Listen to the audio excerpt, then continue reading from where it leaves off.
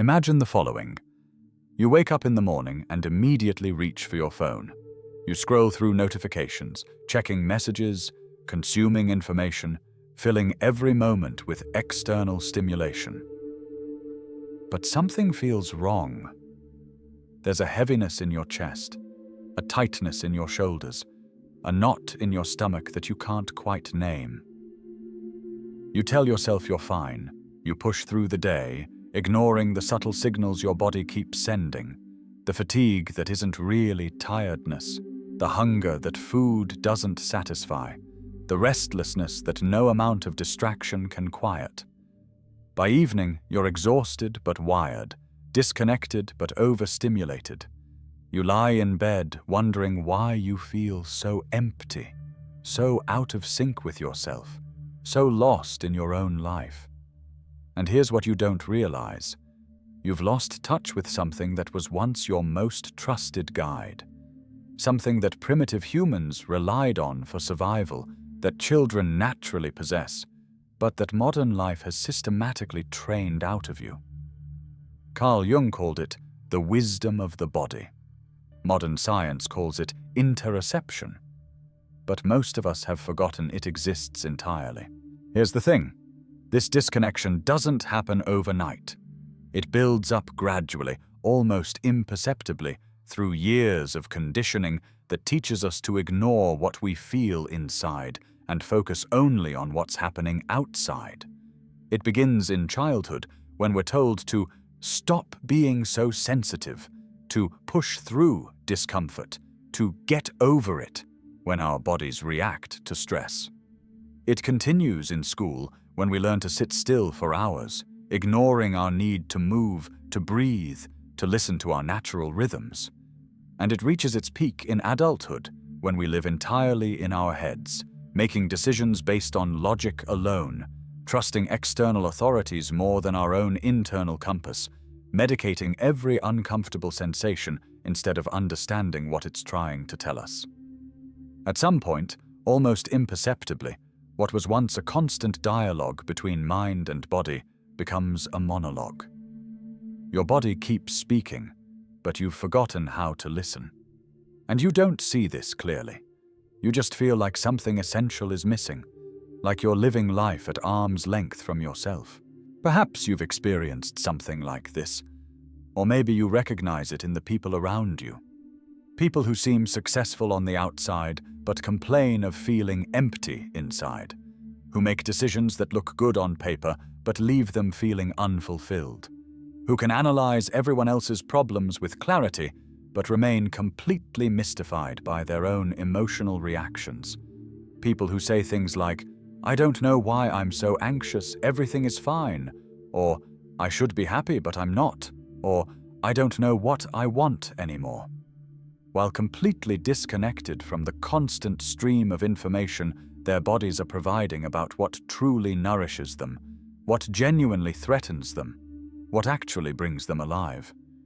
You might know someone who eats when they're not hungry, works when they're exhausted, stays in relationships that drain them, or pursues goals that feel hollow, all because they've lost the ability to sense what their deeper self is trying to communicate. This disconnection has profound psychological implications. Carl Jung understood this when he wrote about the split between conscious and unconscious, between thinking and feeling, between mind and body. He saw that modern civilization, in its rush toward rationality, had created what he called a dangerous one-sidedness, an overemphasis on mental processes at the expense of bodily wisdom. Jung described the unconscious not just as repressed thoughts and memories, but as the body's knowledge, the instinctual wisdom that connects us to our authentic needs and desires. When we lose touch with this somatic intelligence, we become what he called unconscious, not because we can't think, but because we can't feel our way toward what's truly right for us. Modern neuroscience confirms Jung's insights.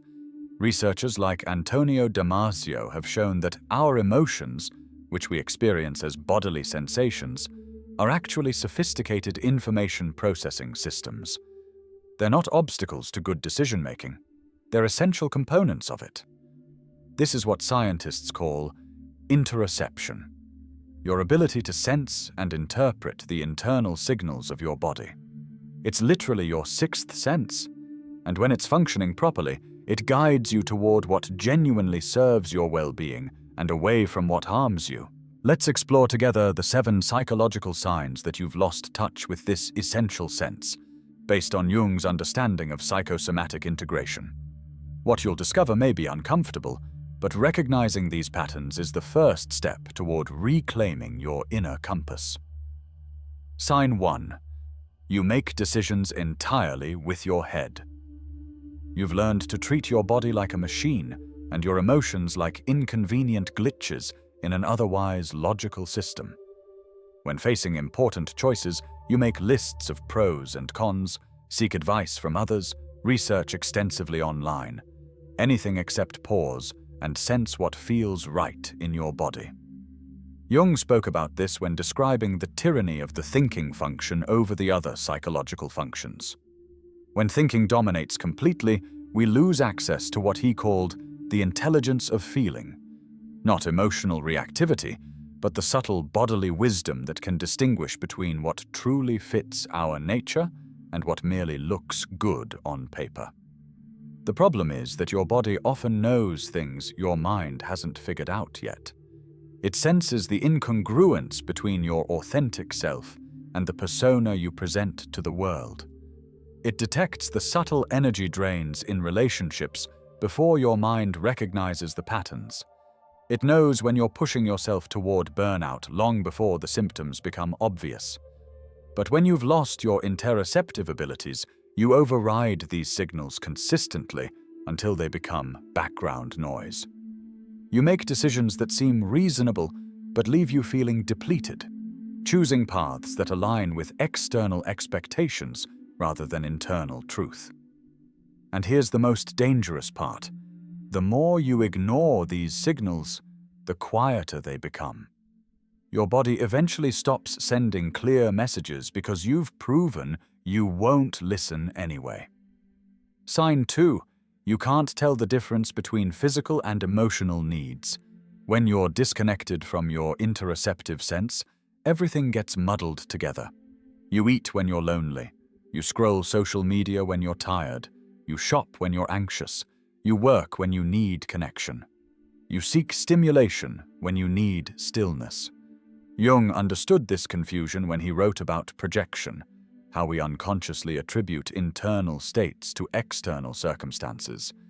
When you can't sense what's actually happening in your body, you project your internal needs onto the outside world and try to fix internal problems with external solutions. The result is a constant sense of dissatisfaction. You keep trying to feed hungers that aren't really about food, solve loneliness with activities that only increase isolation, and calm anxiety with distractions that actually amplify it. This is why you might find yourself standing in front of the refrigerator when what you really need is rest, or scrolling your phone when what you actually crave is human connection. Your body is sending signals, but without interoceptive awareness, you misinterpret them completely. What seems like lack of willpower is actually lack of sensitivity, the inability to distinguish between different types of internal signals and respond to them appropriately. Sign 3. You live in a constant state of low-grade stress. When you can't sense the subtle signals your nervous system sends about safety and threat, you exist in a perpetual state of hypervigilance. Your body is constantly preparing for dangers that your conscious mind can't identify, leaving you feeling exhausted without knowing why. Jung described this as the shadow of progress, how our technological advancement has outpaced our biological wisdom. Your nervous system still operates on ancient programming, but without interoceptive awareness, you can't distinguish between actual threats and the chronic, low-level stressors of modern life. You might notice this as the inability to truly relax, even when you're supposedly resting, or as the sense that you're always slightly on edge, waiting for the other shoe to drop. Your body is trying to tell you something about your environment your relationships, your lifestyle choices, but the message gets lost in translation. This chronic activation doesn't just feel uncomfortable, it literally rewires your brain, making you less sensitive to your own internal states and more reactive to external stimuli. It's a vicious cycle where stress reduces interoceptive awareness, which increases stress, which further diminishes your ability to sense what you actually need. Sign 4. You've lost touch with your natural rhythms. Your body has its own intelligence about when to be active and when to rest, when to engage and when to withdraw, when to push forward and when to pause. But modern life demands that you override these natural cycles in favor of artificial schedules and external demands. Jung wrote extensively about the importance of honoring what he called the natural man, the part of us that operates according to organic rhythms rather than mechanical ones. When you lose interoceptive awareness, you lose touch with these rhythms entirely. You might notice this as the inability to know when you're truly tired versus just avoiding something difficult, or as eating at scheduled times regardless of actual hunger, or as forcing productivity when your natural energy is low and then wondering why everything feels like such a struggle. The deeper issue is that these rhythms aren't just about physical needs, they're connected to your psychological and creative cycles as well. Your body knows when you need solitude for processing experiences, when you need social connection for energy exchange, when you need creative expression for authentic self-actualization. But when you can't sense these needs, you live according to external demands rather than internal wisdom, leading to a chronic sense of being out of sync with yourself. Sign 5. You mistake intensity for authenticity. Without the ability to sense the subtle signals of genuine feeling, you become addicted to dramatic emotional states. Anxiety feels more real than calm contentment. Conflict feels more passionate than peaceful connection. Crisis feels more important than steady progress. Jung recognized this pattern when he wrote about the inflation of the ego, how we mistake psychological drama for psychological depth. When your interoceptive sense is impaired, you can't distinguish between the authentic emotions that guide you toward growth and the artificial emotions that merely provide stimulation. This is why you might find yourself drawn to relationships that create constant tension, careers that generate chronic stress, or situations that keep you in perpetual crisis mode. The intensity feels like aliveness, but it's actually a substitute for the subtle vitality that comes from being genuinely connected to yourself. Real authenticity often feels quiet, ordinary, unremarkable to a mind that's been conditioned to equate drama with significance. The authentic self speaks in whispers, not shouts. But if you can only hear shouting, you'll miss the guidance entirely. Sign 6. You're addicted to external validation. When you can't sense your own internal compass, you become entirely dependent on external feedback to know if you're on the right track. You need constant reassurance, approval, recognition from others because you've lost the ability to validate your own experience from within. Jung understood this as a fundamental loss of what he called the inner authority, the capacity to trust your own perceptions, feelings, and instincts as valid sources of information about your life. When interoception is impaired, you literally can't feel whether something is right for you, so you look to others to tell you. This shows up as constantly seeking advice for decisions only you can make, needing others to confirm that your feelings are legitimate, or changing your behavior based on every piece of feedback you receive. It's not just insecurity, it's the absence of an internal reference point. The tragedy is that no amount of external validation can substitute for the inner knowing that comes from a well-developed interoceptive sense. You can collect approval endlessly, But without the ability to sense your own satisfaction, it never feels like enough. Sign 7. You feel like you're living someone else's life. This is perhaps the most devastating consequence of lost interoceptive awareness. The gradual realization that you're living according to scripts written by others rather than following your own authentic path. You wake up one day and realize you're in a career that doesn't fit, a relationship that doesn't nourish you, a lifestyle that doesn't reflect your values, not because you made conscious choices, but because you lost the ability to sense what actually aligned with your deeper nature. Jung called this the ultimate betrayal of the self, the archetypal drive toward wholeness and authenticity that represents your truest potential. When you can't feel your way toward what genuinely belongs to you, you end up with a life that looks successful from the outside but feels hollow from within. This isn't about making dramatic changes or abandoning all responsibilities. It's about developing the sensitivity to know the difference between the life you're supposed to want and the life that actually wants to live through you. But here's what Jung understood that most people miss. This sixth sense isn't permanently lost. It's simply dormant, waiting to be reawakened through conscious attention and practice. The path back to interoceptive awareness isn't about learning something new, it's about remembering something ancient.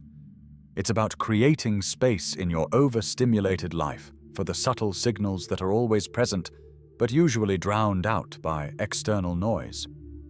You deserve to live from your own center, to make decisions that align with your authentic nature, to trust the wisdom that lives in your body.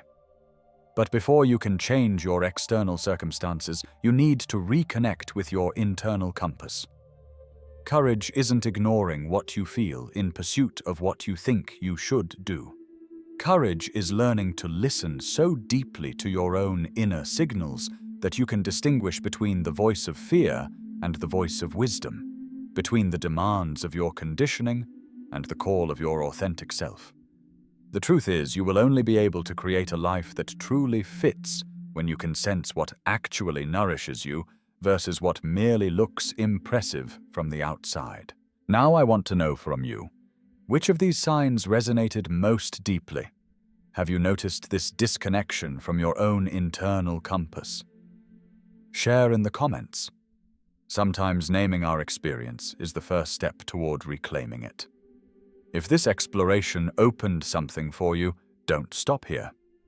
The journey back to your authentic self requires more than recognition. It requires practice, patience, and often guidance from those who understand the territory. Your relationship with your own inner wisdom is the foundation of every other relationship in your life. When you can trust what you feel, you can trust who you are. And when you trust who you are, you can finally start living the life that's actually yours to live. Your journey back to your lost sixth sense and to yourself begins now.